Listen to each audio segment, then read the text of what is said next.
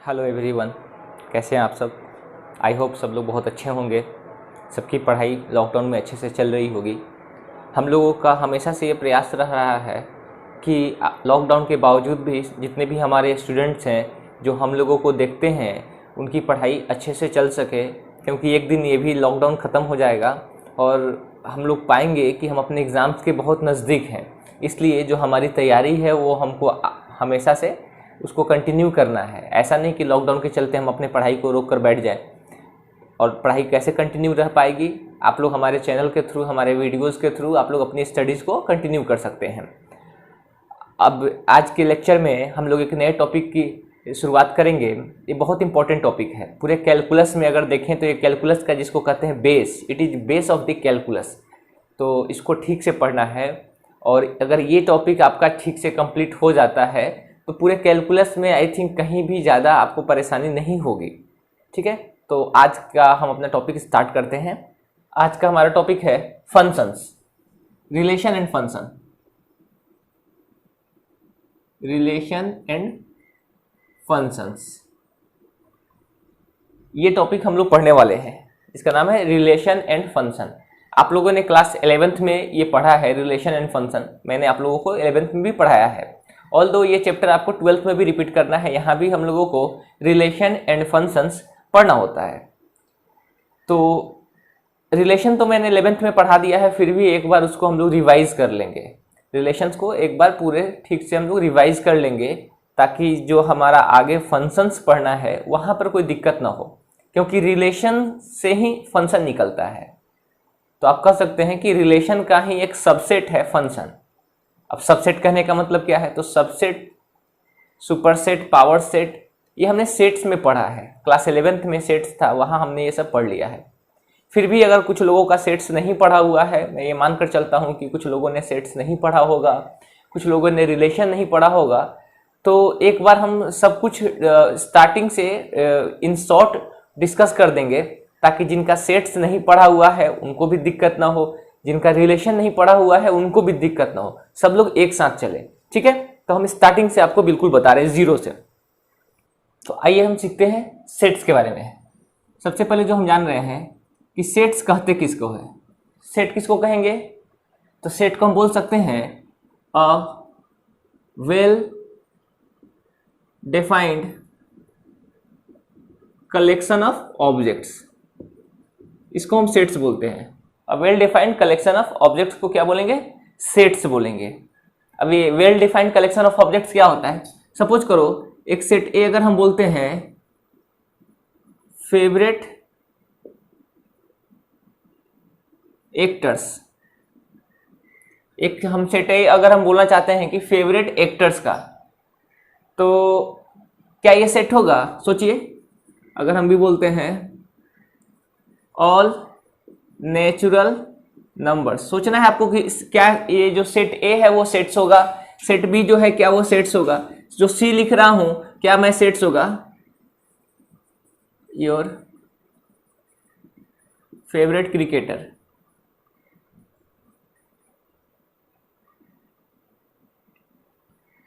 ठीक है, तो आपको बताना है क्या सेट्स ए जो मैं डिफाइन कर रहा हूं ये सेट होगा, नहीं ये सेट नहीं होगा। क्यों नहीं सेट होगा, क्योंकि अगर मैं कह रहा हूं कि set A is the set of favourite actors, तो सबों का फेवरेट एक्टर्स जो है वो अलग अलग हो सकता है। आपके कुछ अलग फेवरेट एक्टर्स होंगे, मेरे कुछ अलग। सपोज कर लीजिए मुझे अक्षय कुमार पसंद है, तो मेरे लिए जो मैं फेवरेट सेट ए लिखूंगा वो हो जाएगा अक्षय कुमार,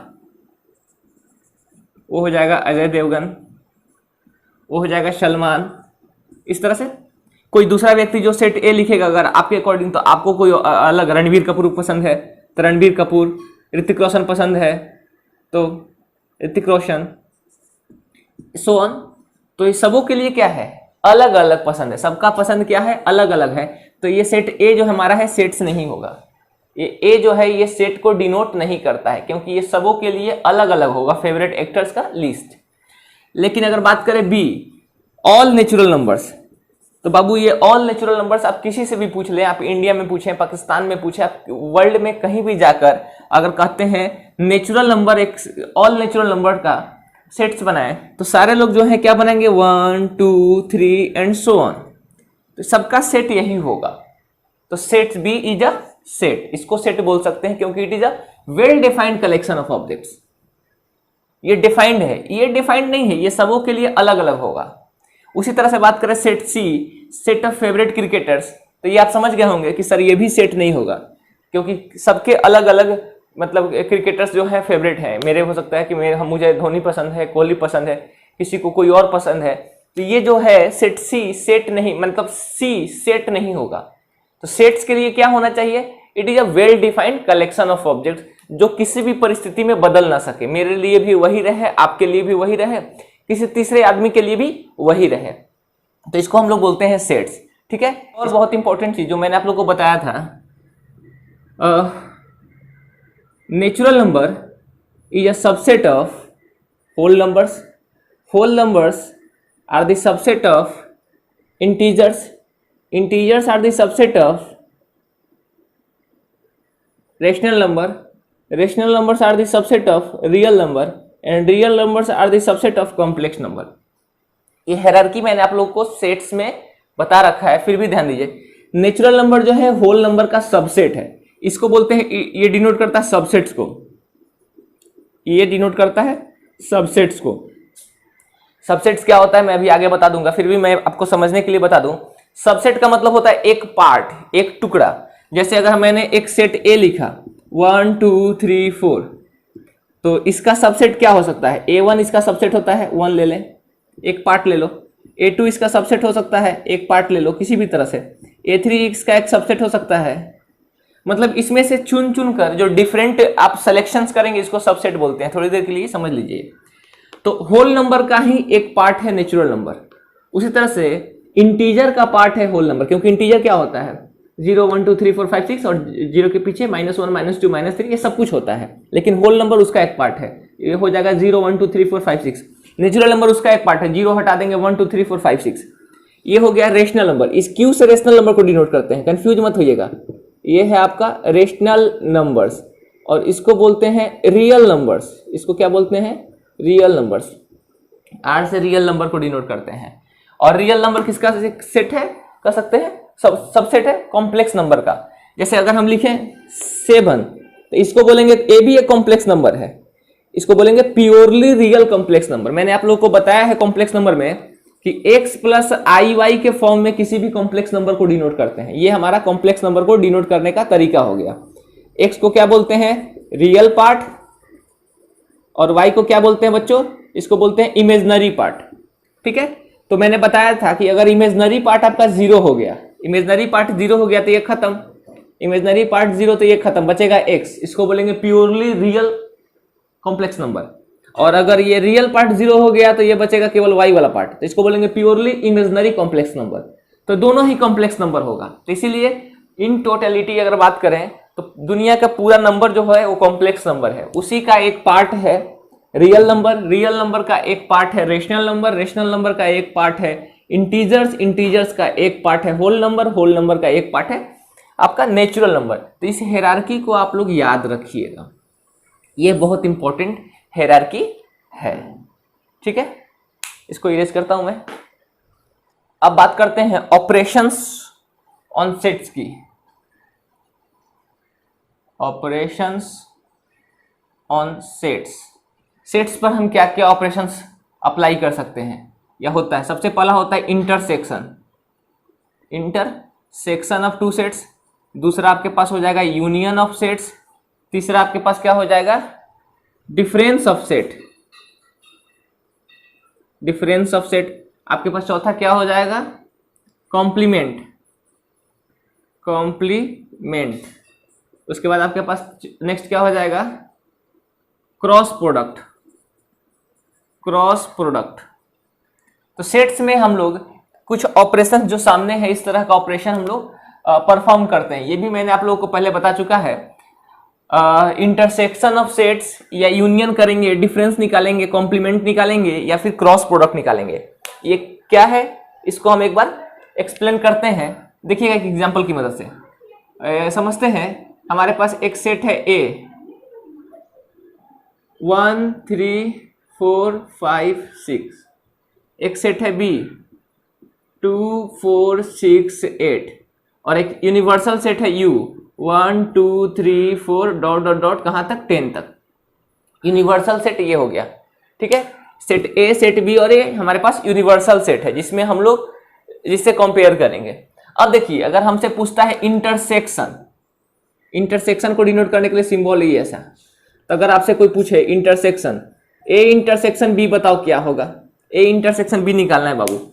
तो सेट ए और सेट बी में जो कॉमन एलिमेंट है वैसा एलिमेंट जो दोनों में शामिल है वो इंटरसेक्शन के अंदर आता है। तो दोनों में कौन शामिल है, देखो 2 यहाँ भी है, यहाँ नहीं है, 4 यहाँ है, 4 यहाँ है, 6 यहाँ है, 6 यहाँ है। तो अगर हम इंटरसेक्शन की बात करेंगे तो क्या हो जाएगा 4, 6। इंटरसेक्शन मतलब होता है कॉमन, दो सेट में अगर इंटरसेक्शन लगाया तो दोनों में कॉमन। अगर इस तरह से लगाते हैं A intersection B intersection C और ए बी सी हमारे पास 3 सेट्स होता तो जो तीनों में कॉमन होगा वो हमारा आंसर बनता। तो इंटरसेक्शन का मतलब आप समझिए कॉमन जो दोनों सेट्स में होगा, ए में भी होगा और बी में भी होगा। तो ए में भी 4 बी में भी 4, ए में भी 6 बी में भी 6। अब कोई कहेगा सर 8 क्यों नहीं ले रहे हैं, तो 8 नहीं ले रहे हैं क्यों, क्योंकि केवल बी में है, ए में तो 8 नहीं है। अब बात करते हैं सेकंड क्या हमारे पास यूनियन। यूनियन कैसे निकलता है, तो यूनियन को डिनोट करने के लिए ऐसे लिखते हैं ए यूनियन बी। यूनियन को इस तरह से डिनोट करते हैं।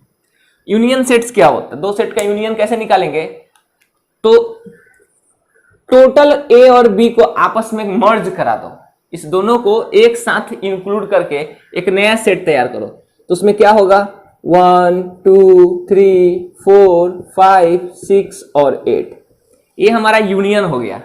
हमने क्या किया 1 और 2 को एक साथ मर्ज करा के एक साथ लिख दिए, लेकिन ध्यान दीजिएगा 4 दोनों में है तो 4 को 2 बार नहीं लिखना है, 6 दोनों में है तो 6 को 2 बार नहीं लिखना है।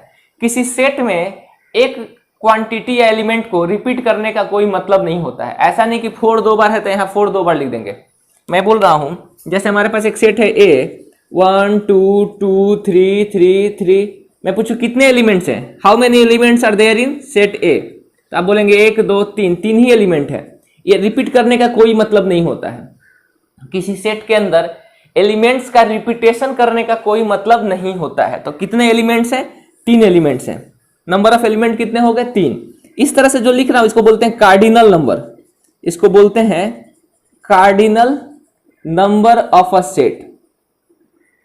तो सेट ए का कार्डिनल नंबर क्या है 3, जितने एलिमेंट है उसको बोलते हैं कार्डिनल नंबर। तो देखिए ए यूनियन बी में क्या हुआ, दोनों को आपस में मर्ज कर दिया, तो क्या हुआ 1 आएगा 2 आएगा 3 4 5 6 और 8, इसके अलावा कोई एलिमेंट इसमें नहीं दिख रहा है। नेक्स्ट हम देखते हैं क्या है डिफरेंस है। ये बहुत ध्यान से समझिएगा, डिफरेंस कहने का मतलब क्या है। अगर हम a माइनस बी करते हैं तो a माइनस बी कहने का मतलब सेट a के एलिमेंट में से b वाला आप हटा दीजिए, सेट a के एलिमेंट में से जो b में मौजूद है उसको हटा दीजिए। तो a में क्या है 1, b में 1 है नहीं है तो 1 रहेगा, 1 नहीं हटेगा। इसमें क्या है सेट a में 3 है, इसमें 3 है तो 3 भी नहीं हटेगा। अब देखिए सेट a में क्या है 4 है लेकिन इसमें भी 4 है तो 4 4 हट जाएगा।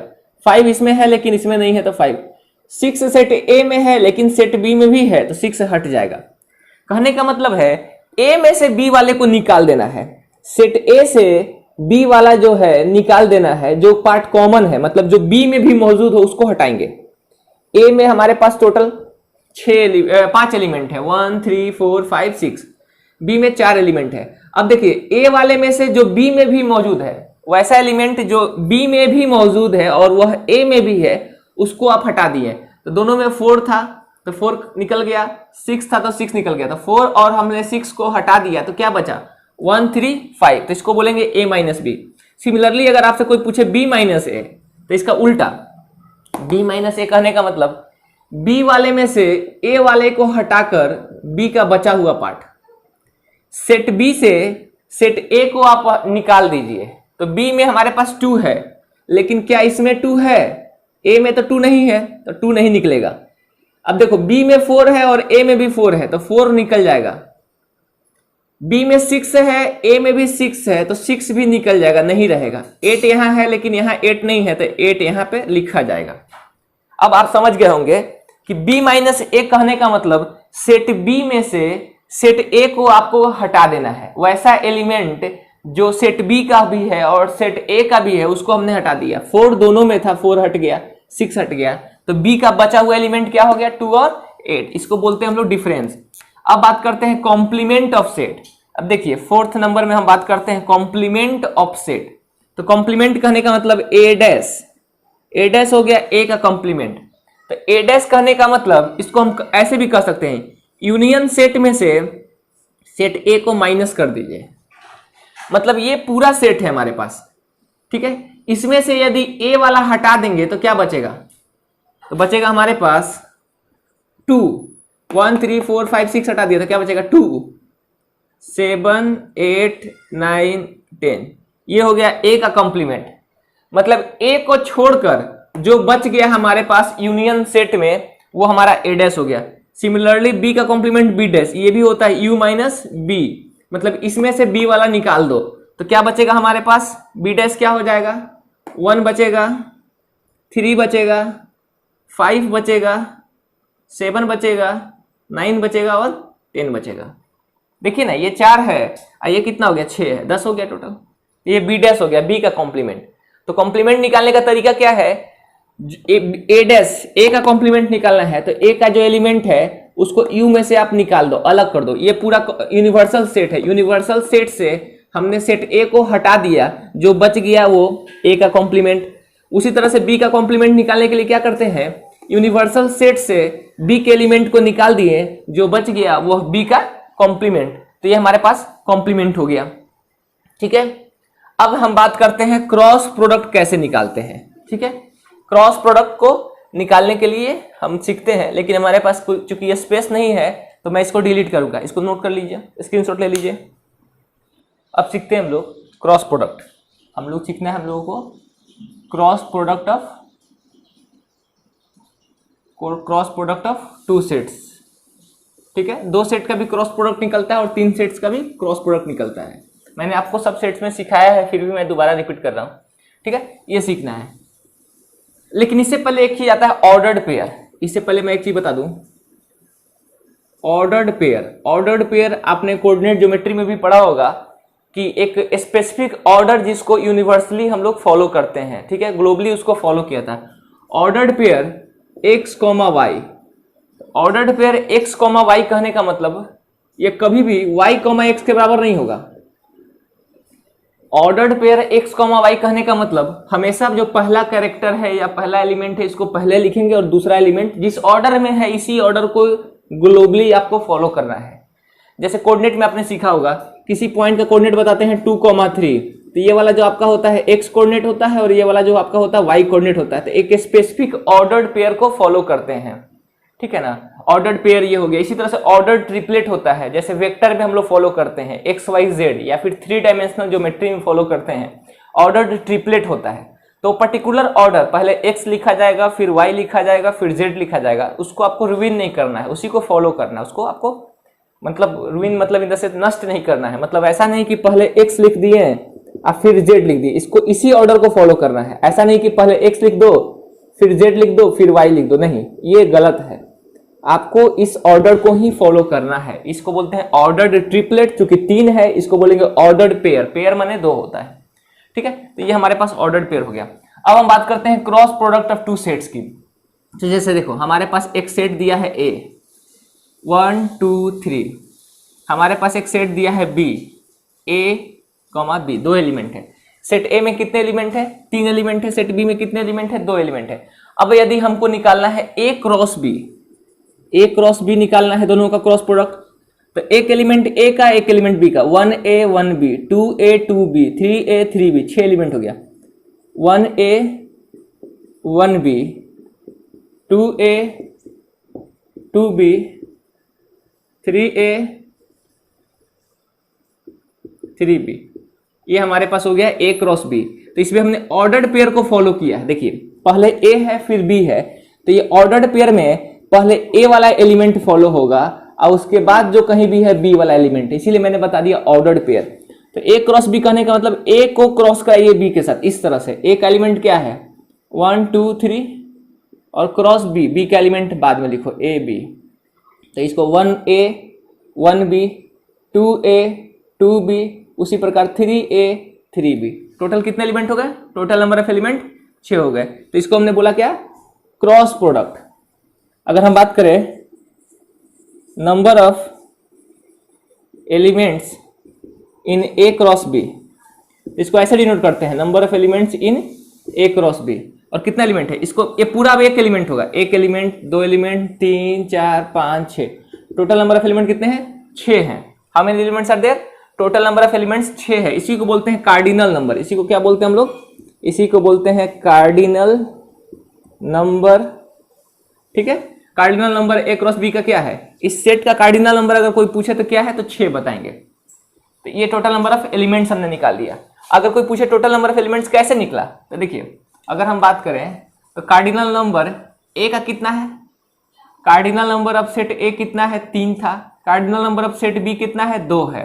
तो इसका कार्डिनल नंबर कैसे हो गया? 6। इन दोनों को आपस में मल्टीप्लाई कर गए। तो इसीलिए हम कह सकते हैं total number of elements in A cross B बराबर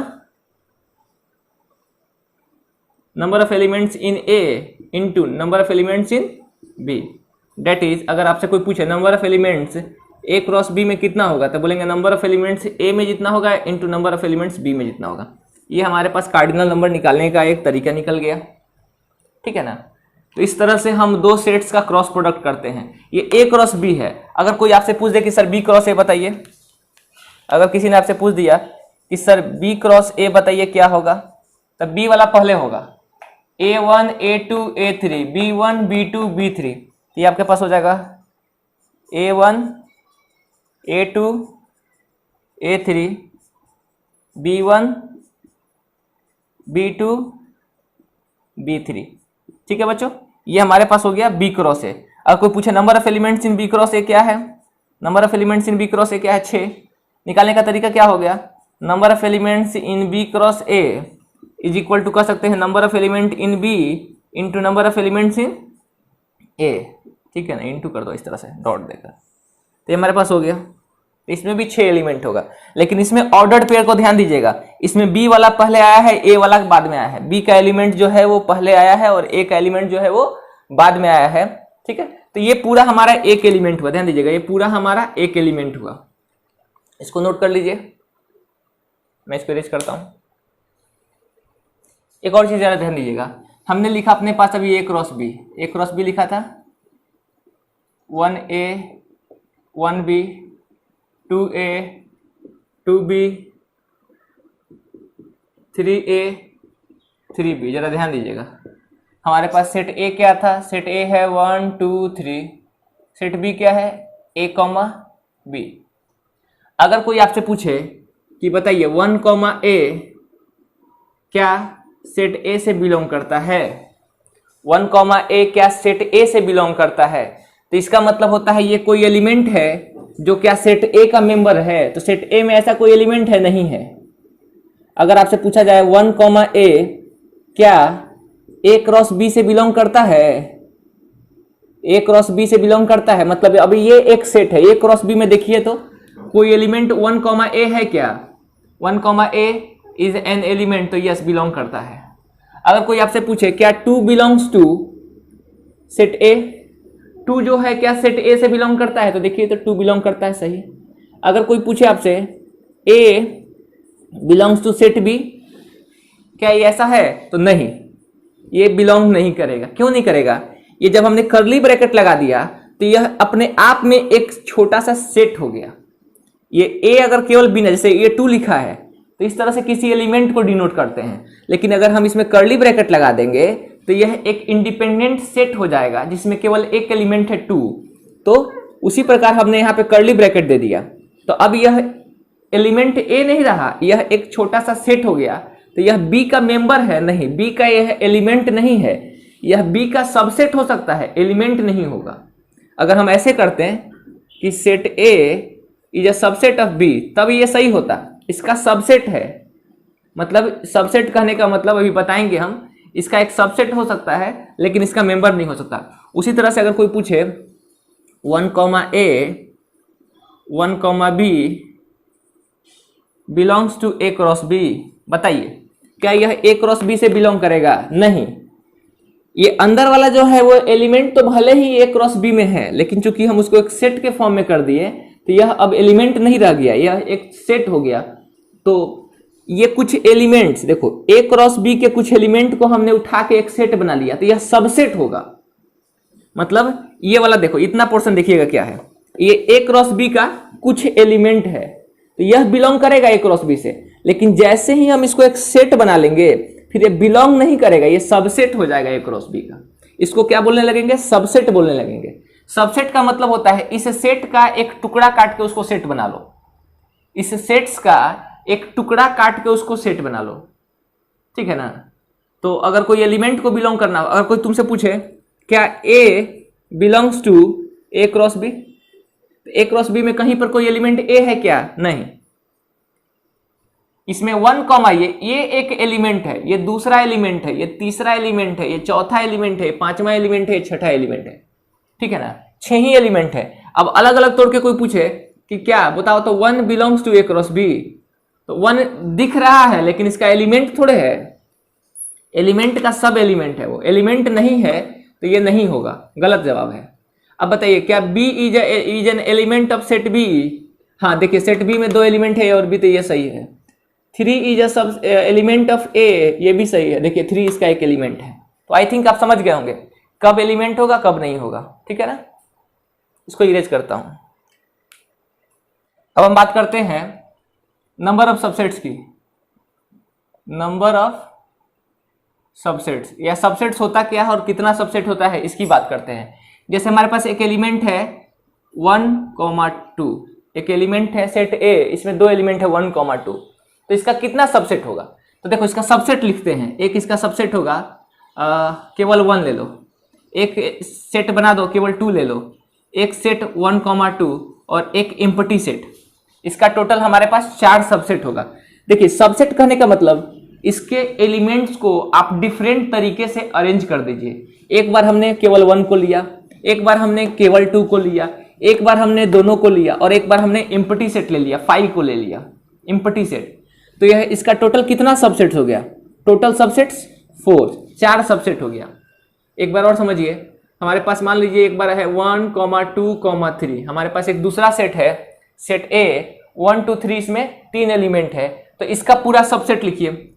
तो एक केवल 1 को ले लो अकेले अकेले, एक केवल 2 को ले लो, एक केवल 3 को ले लो, एक फिर डबल डबल 1, 2 को ले लो, एक 2, 3 को ले लो और एक 1, 3 को ले लो, ठीक है। हमने पहले सिंगल सिंगल लिया, 1 को ले लिया, 2 को ले लिया, 3 को ले लिया। अब क्या किया, 1, 2 को, 2, 3 को और 1, 3 को। एक बार क्या हो जाएगा, पूरा ले लो 1, 2, 3, और एक बार क्या हो जाएगा, एम्प्टी सेट। ये हमारे पास हो गया टोटल नंबर ऑफ सबसेट्स। तो टोटल सबसेट कितना हो गया, 3, 3, 6 और 2, 8। टोटल कितना हो गया, टोटल सबसेट कितना हो गया, 8 सबसेट हो गया। तो देखिए सबसेट लेने का तरीका अब हमको लगता है आप समझ गए होंगे कि 1, 2 है तो डिफरेंट जितना इसको अरेंजमेंट कर सकते हैं। एक बार अकेले अकेले ले लिए, एक बार इन दोनों को ग्रुप में ले लिए और एक बार एम्प्टी सेट। याद रखिएगा empty set, we can say empty set is a subset of each set. किसी भी सेट का, ठीक है, या ऑल सेट्स कर दीजिए, किसी भी सेट का एम्प्टी सेट एक सबसेट जरूर होगा, ठीक है ना। कोई भी सेट हो एम्प्टी सेट उसका एक सबसेट होगा। तो यहाँ पर टोटल नंबर ऑफ सबसेट क्या हो गया, 8। तो अब देखो ध्यान से हम लोग कैसे निकालें यहाँ से नंबर ऑफ सबसेट। अगर यहाँ कार्डिनल नंबर ऑफ ए की बात करें तो क्या निकलता है 2, और यहाँ पे अगर कार्डिनल नंबर ऑफ ए की बात करें तो क्या निकलता है 3। तो ये टोटल नंबर ऑफ सबसेट कैसे निकला, इसको कह सकते हैं 2 का पावर ये 2। 8 कैसे निकला, इसको कह सकते हैं 2 का पावर 3। तो मतलब यहाँ से एक फॉर्मूला हो गया। तो हम कह सकते हैं देयरफॉर अगर आपको निकालना है number of subsets, number of subset निकालना तो 2 का पावर नंबर ऑफ एलिमेंट्स, ठीक है ना। 2 का पावर नंबर ऑफ एलिमेंट्स। इसमें कितने एलिमेंट है 2, तो 2 का पावर 2 4। इसमें कितने एलिमेंट है 3, तो 2 का पावर 3 8। अब मान लो हमारे पास उसी तरह से एक सेट ए मान लो लिखते हैं 1 2 3 4 5। तो इसमें कितना नंबर ऑफ सबसेट्स होगा, इसका अगर नंबर ऑफ सबसेट्स बताना हो तो बताइए जल्दी से। नंबर ऑफ सबसेट्स कितना होगा, मैंने फॉर्मूला बताया है 2 का पावर नंबर ऑफ एलिमेंट। कितना एलिमेंट है 1 2 3 4 5, नंबर ऑफ एलिमेंट 5 है, 2 का पावर 5 कितना हो जाएगा 32। इसका टोटल नंबर ऑफ सबसेट्स कितना होगा? 32 होगा। एक बार 1 को ले लो, एक बार 2, एक बार 3, एक बार 4, एक बार 5, अकेला अकेला 5 बन गया।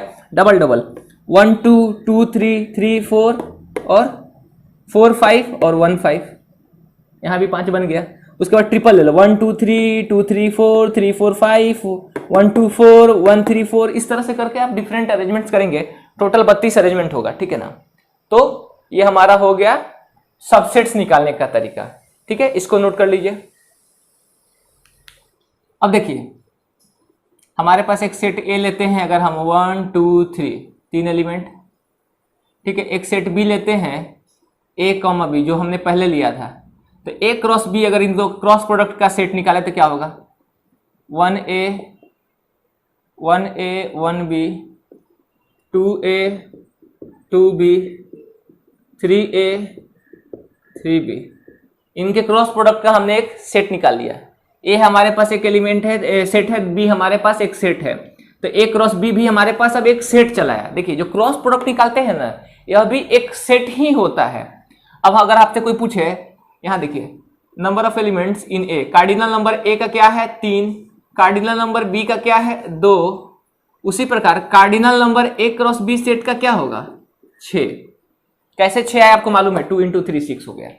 ठीक है, अब देखिए, अगर आपसे कोई पूछे कि भाई बताओ number of subsets of A cross B, A cross B का कितना सबसेट्स होगा? जल्दी बताओ, जल्दी बताओ। अच्छा, 2 का पावर 6, बिल्कुल सही, 2 का पावर 6 64, एकदम सही सोच रहे हो। कैसे?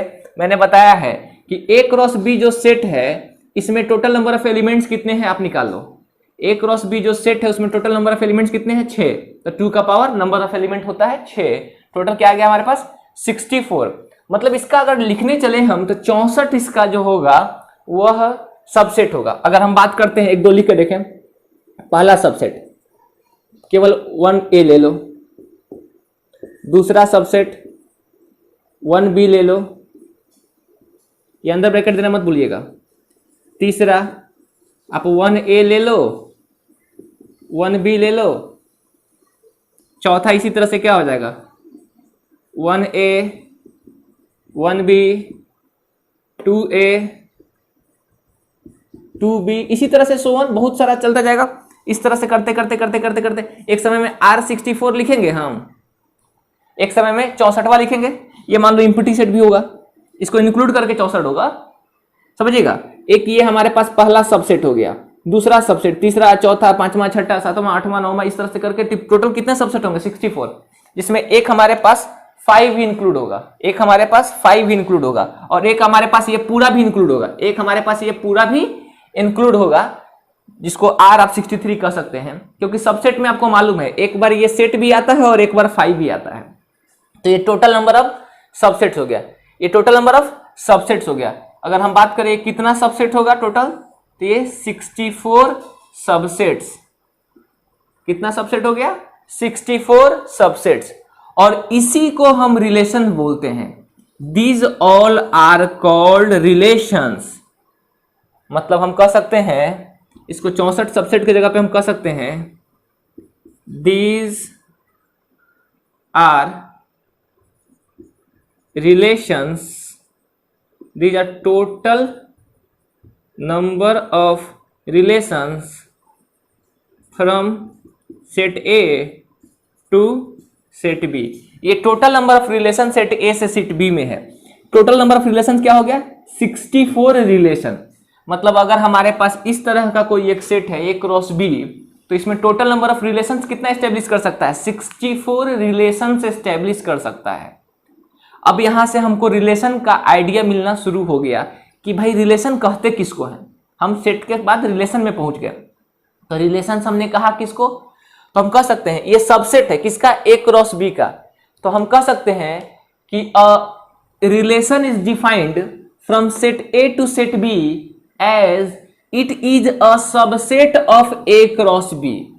मतलब अगर हमको सेट ए से सेट बी में एक रिलेशन डिराइव करना हो, किसको रिलेशन बोलेंगे? एक सेट ए है, एक सेट बी है, इसमें हम रिलेशंस की बात करें तो रिलेशन किसको बोला जाएगा? तो सबसे पहले हम ए क्रॉस बी निकाल लेंगे, cross product of A and B, और उसका कोई भी सबसेट को हम रिलेशन बोलेंगे। R1 इज अ रिलेशन, एक इंडिपेंडेंट रिलेशन है। R2 भी एक रिलेशन है, R3 भी एक रिलेशन है। टोटल 64 रिलेशन एस्टेब्लिश हो रहा है। क्यों? क्योंकि इसका टोटल नंबर ऑफ सबसेट कितना है 64। तो जितना सबसेट होगा उतना रिलेशंस होगा। इनफैक्ट सबसेट्स को ही हम रिलेशन बोलते हैं। यह एक रिलेशन है, यह भी एक रिलेशन है, यह भी एक रिलेशन है, यह भी एक रिलेशन, इवन 5 भी एक इम्पटी रिलेशन है। ठीक है, इसको वाइड रिलेशन बोलते हैं, इम्पटी रिलेशन बोलते हैं। और इवन अगर हम बात करें R64 भी कहीं होगा, R63 भी होगा। R63 क्या होगा? ये पूरा हो जाएगा, मतलब ये हो जाएगा 1A 1B 2A 2B 3A 3B, ऐसा होगा ना। एक तो ये भी तो होता है सबसेट में, एक खुद अपने आप को भी शामिल कर लेता है। तो इसको बोलते हैं यूनिवर्सल रिलेशन।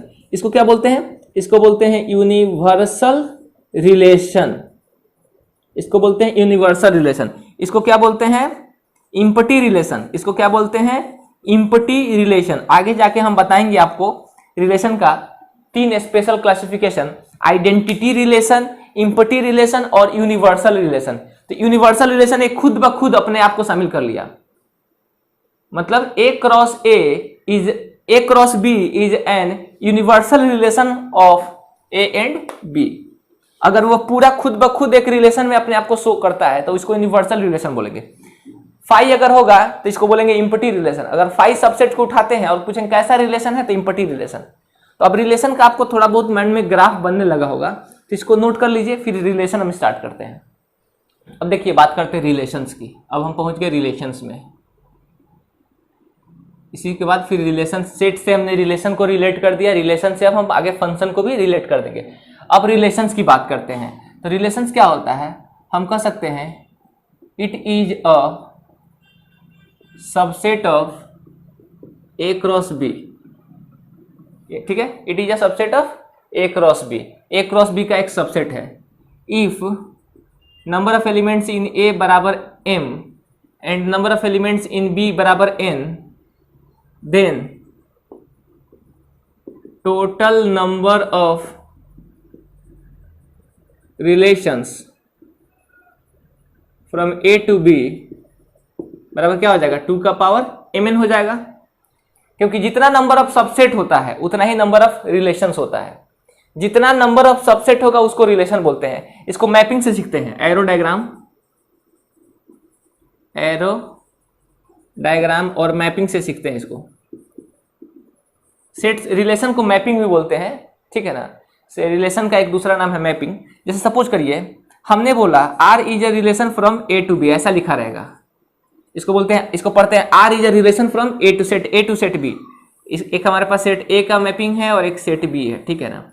इसको बोलते हैं सेट A और इसको बोलते हैं सेट B, ठीक है। इसके पहले जो हम पढ़ रहे थे, मान लीजिए कि सेट A में हमारे पास एलिमेंट दिया हुआ है क्या 1 2 3। सेट B में हमारे पास एलिमेंट क्या दिया हुआ है A, B, जो इसके पहले हमने देखा। तो यहाँ पे लिख देंगे 1 2 3, ठीक है। यहाँ पे लिख देंगे A और B। तो अगर हम इसमें रिलेशन एस्टेब्लिश कर रहे थे, रिलेशन R, तो अब इसमें क्या होगा? डायग्राम में हम लोग एरोज खींचेंगे। एरोज कहने का मतलब हो गया 1 अगर 1A है तो 1 का रिलेशन A के साथ, 1 अगर B था तो 1 का रिलेशन B के साथ भी, 1A 1B। उसी तरह से हमारे पास क्या था 2A, ये एक रिलेशन हो गया। ये अपने आप में एक रिलेशन को शो कर दिया। अगर इस रिलेशन को आपको लिखना हो ग्राउंड लेवल पर कि ये रिलेशन लिखो क्या है, तो ये क्या है 1 का रिलेशन A के साथ, तो इसको लिखते हैं ऐसे 1, A। फिर 1 का रिलेशन B के साथ भी है, तो इसको लिखेंगे 1, B। फिर 2 का किसके साथ है A, तो इसको लिखेंगे 2, A।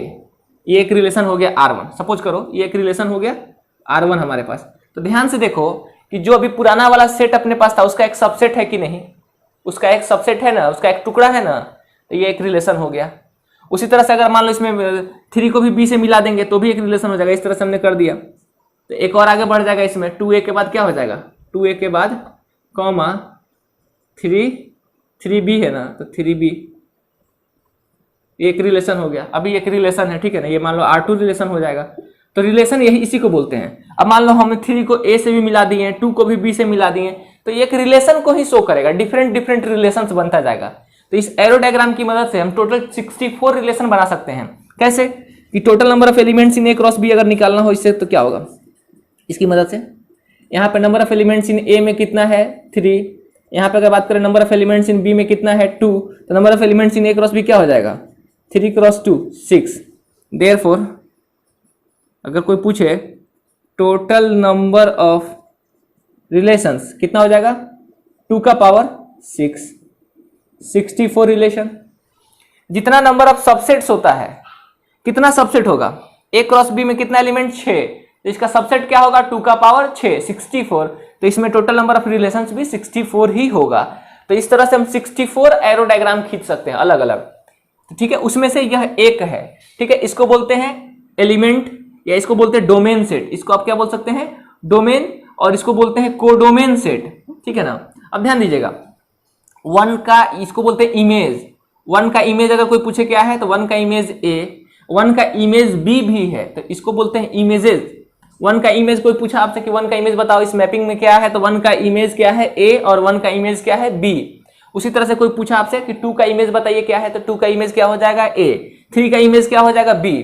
तो इनको बोलते हैं इमेजेस। इसको क्या बोलते हैं सेट ऑफ इमेजेस, इसको बोलते हैं इमेजेस, ठीक है। और इसका प्री इमेज 1 का प्री इमेज क्या होगा, तो 1 का ए का प्री इमेज क्या होगा तो 1, और ए का प्री इमेज 2 भी होगा। 1 का इमेज है ए, तो ए का प्री इमेज होगा 1, तो इसको क्या बोलते हैं हम लोग, इसको बोलते हैं प्री इमेज, इसको बोलते हैं इमेज, ठीक है ना। तो अगर आपसे किसी ने पूछा 1 का इमेज बताओ तो आप बोलेंगे ए भी है और बी भी है। अगर आपसे ए का प्री इमेज पूछा जाएगा तो ए का प्री इमेज 1 भी है और ए का प्री इमेज 2। जैसे 1 का इमेज है ए, तो ए का प्री इमेज है 1, 1 का इमेज है बी, तो बी का प्री इमेज है 1, 2 का इमेज है ए, तो 2 का प्री इमेज है 2 का इमेज है ए, तो ए का प्री इमेज है 2, 3 का इमेज क्या है बी, तो बी का प्री इमेज क्या है 3। तो इनको प्री इमेजेस बोला गया, इनको इमेजेस बोला गया। इसको बोलेंगे function is defined from A to B. इसको पढ़ते हैं function relation is defined from A to B. R है तो रिलेशन, आगे चल के यही फंक्शन में बदल जाएगा। तो R is a relation from A to B, set A to set B. तो इस तरह से इसको बोलते हैं एरो डायग्राम या मैपिंग। किसी को भी किसी से मर्ज करा दो, मिला दो, ठीक है ना, किसी को भी किसी से मिला दो तो रिलेशंस हो गया। इसको नोट कर लिया जाए। एक और एग्जांपल की मदद से हम लोग सीखते हैं नंबर ऑफ रिलेशंस। देखिए सेट ए अगर मानते हैं हम लोग 1 2 3, ठीक है, और सेट बी मानते हैं हम लोग ए बी सी। तो अब देखिए अगर हम लोग बात करते हैं ए क्रॉस बी की, तो कितने एलिमेंट्स होंगे, देख के लग रहा होगा। कार्डिनल नंबर ऑफ ए बताइए क्या है 3, कार्डिनल नंबर ऑफ बी बताइए क्या होगा 3। तो total number of elements in A cross B थोड़ा मुश्किल है, 9 एलिमेंट होगा। इसको लिखेंगे 1A 1B 1C 2A 2B 2C 3A 3B 3C 1 2 3 4 5 6 7 8 9। Total number of elements in A cross B अगर कहा जाए, total number of elements in A cross B, how many elements, 9 elements. Therefore अगर किसी ने आपसे पूछा total number of subsets of A cross B, total number of subset क्या हो जाएगा 2 का पावर 9, 2 का power 9। Total number of subsets क्या हो जाएगा 2 का पावर 9 सबसेट हो जाएगा।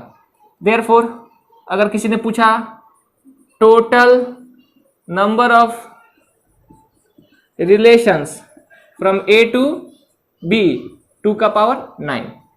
तरीका क्या है, ए क्रॉस बी में कितने एलिमेंट है, 9 एलिमेंट है। तो टोटल नंबर ऑफ सबसेट क्या हो जाएगा 2 का पावर 9। 2 का पावर 9 क्या हो जाएगा जी, इसका आधा, तो 512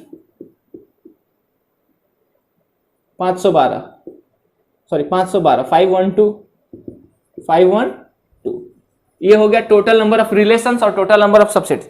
एक बात याद रखिए, बहुत लोग सोच रहे होंगे सर कभी क्वेश्चन में आ गया कि टोटल नंबर ऑफ सबसेट लिख दो, तो 512 सबसेट हम कैसे लिखेंगे। कभी ऐसा सवाल नहीं आएगा, कभी ऐसा नहीं कहेगा कि इसका टोटल नंबर ऑफ सबसेट आप बैठकर लिखिए, ऐसा क्वेश्चन नहीं आएगा। या कभी नहीं पूछेगा टोटल नंबर ऑफ रिलेशंस बैठ के तुम निकालो, ऐसा आपसे नहीं पूछेगा। तो इसके लिए आपको चिंता नहीं करना है।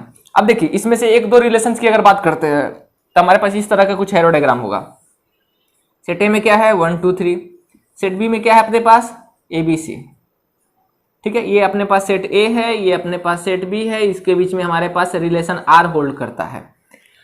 तो मैपिंग में क्या करेंगे, इसको 1 को आप मर्ज कर दे, मिला दे 1 का A के साथ 2 का B के साथ, यह भी एक हमारे पास रिलेशन हो गया। अगर हम इस रिलेशन को डिफाइन करना चाहें तो R1 इज अ रिलेशन, और ये क्या है, ये है 1A 2B, एक रिलेशन कंप्लीट हो गया। अब कैसे इसको रिलेशन बोल सकते हैं, ध्यान से देखिए, R1 इसका एक सबसेट अवश्य होगा। कैसे, हमने 1A ले लिया और 2B ले लिया, इस दोनों एलिमेंट को यूज करके एक सबसेट क्रिएट कर दिया, तो यह भी एक रिलेशन है। मतलब इसमें किसी तरह का आप मैपिंग कर दीजिए, वह एक आपका, सॉरी रिलेशन नहीं, हाँ रिलेशन है, फंक्शन नहीं। अगर मैं गलती से फंक्शन बोल देता हूं तो समझिएगा मैं रिलेशन बोलना चाहता हूं, ठीक है ना।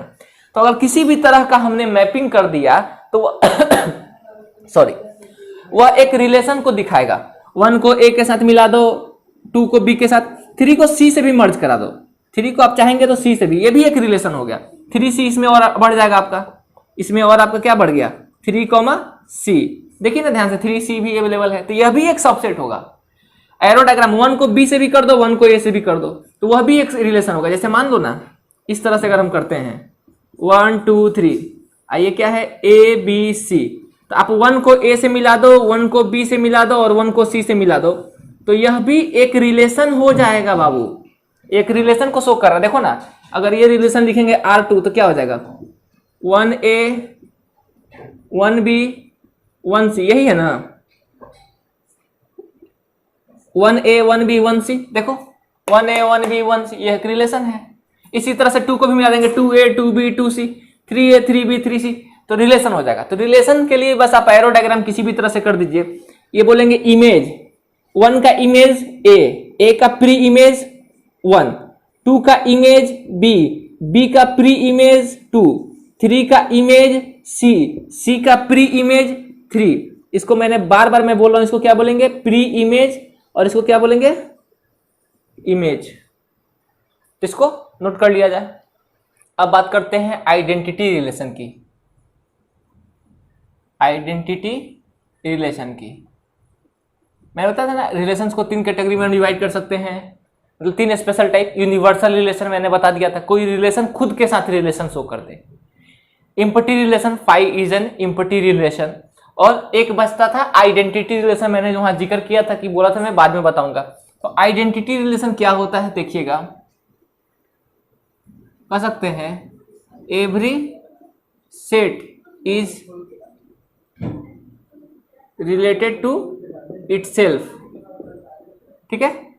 Every set is related to itself, कोई भी सेट होगा वो खुद से रिलेटेड होगा, या आप कह सकते हैं every set A is related to itself. कोई भी सेट जो है ना वो खुद से रिलेटेड होगा, मतलब कोई भी सेट ए है उसका खुद के साथ रिलेशन एस्टेब्लिश हो सकता है।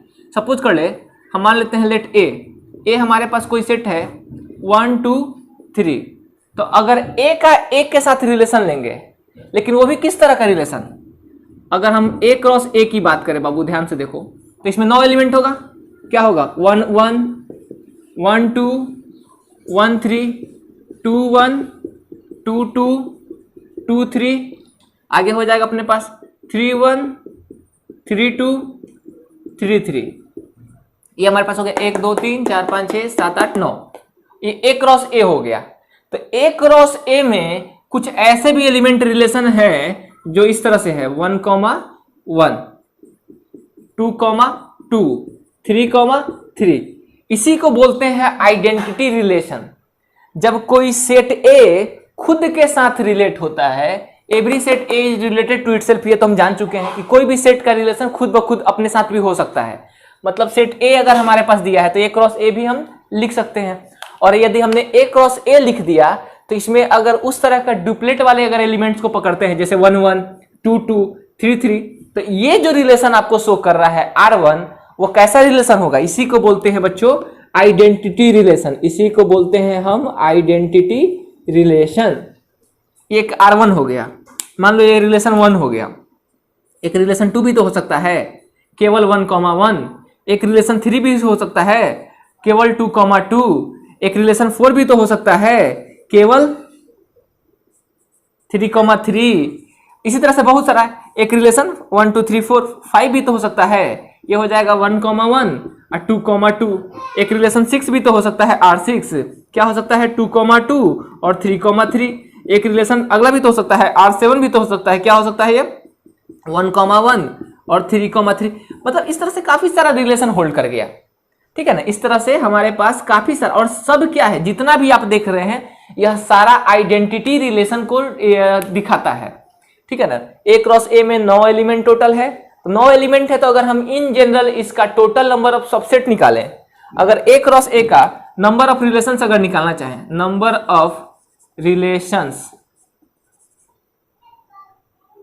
ऑफ A क्रॉस A का नंबर ऑफ रिलेशन क्या हो जाएगा 2 का पावर 9, 512 रिलेशन हो जाएगा। अभी हमने देखा है, क्यों? क्योंकि टोटल नंबर ऑफ एलिमेंट्स कितना है, अगर कोई पूछे total number of elements in A cross A कितना है, तो 9 है, तो टोटल नंबर ऑफ सबसेट क्या हो जाएगा 2 का पावर 9, और टोटल नंबर ऑफ रिलेशंस भी हो जाएगा 2 का पावर 9, 512 रिलेशन होगा। तो उस 512 में कुछ रिलेशन इस तरह का भी तो होगा जिसमें एलिमेंट जो सेम होगा 1 1 1 1 2 2 3 3 4 4 इस तरह का, इनको बोलेंगे क्या आइडेंटिटी रिलेशन। इनको क्या बोलेंगे आइडेंटिटी रिलेशन, ठीक है, इसको नोट कर लीजिए। और अगर आपसे कोई पूछ दे कि बताओ भाई इंपटी रिलेशन किसको बोलेंगे, तो अगर हमारे पास कोई एक रिलेशन है R और ये फाई है, इसको बोलते हैं इंपटी रिलेशन। फाई को क्या बोलेंगे इंपटी रिलेशन। ध्यान दीजिएगा, मैंने आप लोगों को शुरू में भी बता दिया था कि इंपटी रिलेशन किसको बोलते हैं, इंपटी सेट को। Phi is an empty relation. अगर कोई आपसे पूछे साहब यूनिवर्सल रिलेशन किसको बोलिएगा, तो A क्रॉस A हम कह सकते हैं A cross A is related to, is, इसको ऐसे लिख दीजिए ना, R is a relation from A to A, when R is a relation from A cross A, या ऐसे कर दो इसको, हम कह सकते हैं A क्रॉस A, ये पूरा A cross A is a relation R from A to A। A cross A जो ये खुद का ये जो सेट दिख रहा है, यह भी एक रिलेशन है A सेट A से सेट A पर। इसी को बोलते हैं यूनिवर्सल, इसको बोलते हैं यूनिवर्सल रिलेशन। इसको क्या बोलते हैं यूनिवर्सल रिलेशन, इसको बोलते हैं यूनिवर्सल रिलेशन। ध्यान दीजिएगा, जो टोटल वाला जो हमारा आ जाए, ये यूनिवर्सल रिलेशन हो गया, ये इंपटी रिलेशन हो गया, और आइडेंटिटी रिलेशन तो आपके सामने है, इसको नोट कर लीजिए।